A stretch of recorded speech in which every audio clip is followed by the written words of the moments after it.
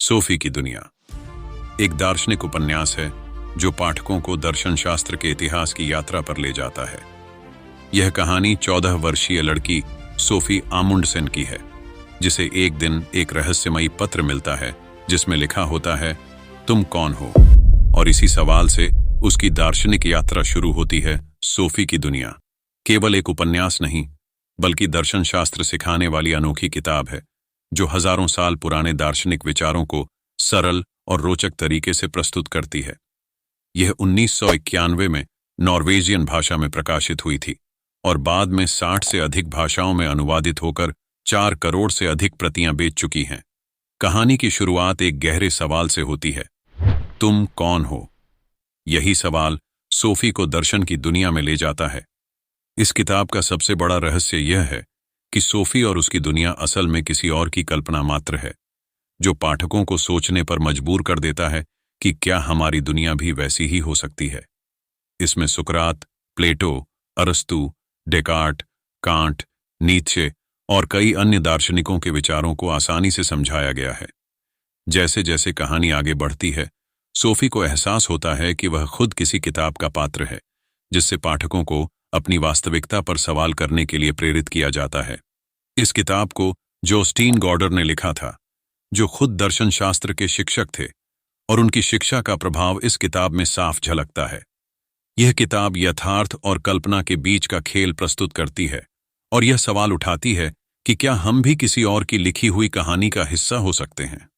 इस पर 1999 में एक नॉर्वेजियन फिल्म भी बनाई गई थी, जो किताब जितनी प्रसिद्ध नहीं हुई, लेकिन इसमें मूल कहानी की गहराई को बनाए रखा गया। दशकों बाद भी सोफी की दुनिया को दर्शन शास्त्र सीखने के लिए सबसे बेहतरीन किताबों में से एक माना जाता है, क्योंकि यह न केवल ज्ञानवर्धक है, बल्कि हमारी सोच को भी नया रूप देती है। एक और अनोखी कहानी तब सामने आती है जब सोफी को यह महसूस होता है कि उसकी दुनिया असली नहीं है, बल्कि वह खुद किसी और की कल्पना का हिस्सा हो सकती है। इस दौरान उसे हिल्डे नाम की एक लड़की के बारे में पता चलता है, जिसे वही पत्र मिल रहे हैं जो सोफी को मिलते हैं, जिससे यह रहस्य और भी गहरा हो जाता है। किताब में एक दिलचस्प उदाहरण प्लेटो की गुफा रूपक का भी है, जिसमें यह समझाया गया है कि हम जो देखते हैं वह हमेशा सच नहीं होता और वास्तविकता उससे कहीं अधिक गहरी हो सकती है। कहानी के अंत तक सोफी और अल्बर्टो को यह समझ में आता है कि वे एक किताब के पात्र हैं और वे अपनी काल्पनिक दुनिया से बाहर निकलने की कोशिश करते हैं, जिससे पाठकों को भी यह सोचने पर मजबूर कर दिया जाता है कि क्या हमारी वास्तविकता भी सिर्फ एक कल्पना हो सकती है। सोफी की दुनिया में सुकरात की कहानी को बड़े ही रोचक तरीके से प्रस्तुत किया गया है। जब सोफी अपने रहस्यमयी दार्शनिक शिक्षक अल्बर्टो नॉक्स से मिलती है, तो वह उसे दर्शन शास्त्र की यात्रा पर ले जाता है और शुरुआत करता है प्राचीन यूनानी दार्शनिक सुकरात से, जो पश्चिमी दर्शन शास्त्र के जनक माने जाते हैं। सुकरात के बारे में बताया जाता है कि वे एक ऐसे दार्शनिक थे जो खुद को ज्ञानी नहीं मानते थे, बल्कि लोगों से सवाल पूछकर उनकी अज्ञानता को उजागर करते थे।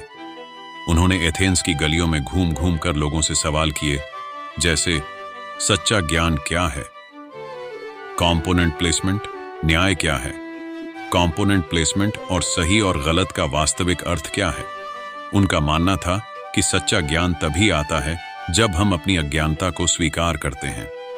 किताब में उनकी सबसे प्रसिद्ध पद्धति सुकराती संवाद, सोक्रेटिक मेथड, का उल्लेख किया गया है, जिसमें वे अपने शिष्यों को सवालों की एक श्रृंखला के माध्यम से सोचने और खुद से उत्तर खोजने के लिए प्रेरित करते थे।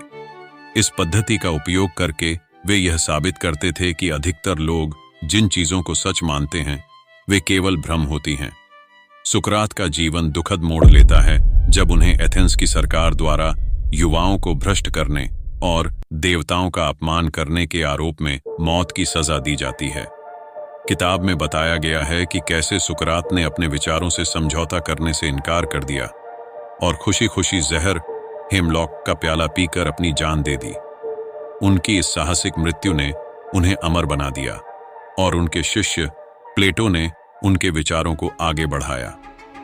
सोफी की दुनिया में सुकरात की कहानी यह सिखाती है कि हमें हमेशा सवाल करने चाहिए, सच्चाई की तलाश करनी चाहिए और बिना सोचे समझे किसी भी चीज को सही नहीं मानना चाहिए। ये विचार पूरे उपन्यास की नींव रखता है और सोफी को भी खुद की दुनिया पर सवाल उठाने के लिए प्रेरित करता है। यह किताब न सिर्फ ज्ञानवर्धक है, बल्कि हमारी सोच को भी नया रूप देती है। क्या आपने इसे पढ़ा है? यदि नहीं, तो इसे जरूर पढ़ें। इसी तरह अन्य किताबों के बारे में जानने के लिए इस चैनल को सब्सक्राइब करें। धन्यवाद।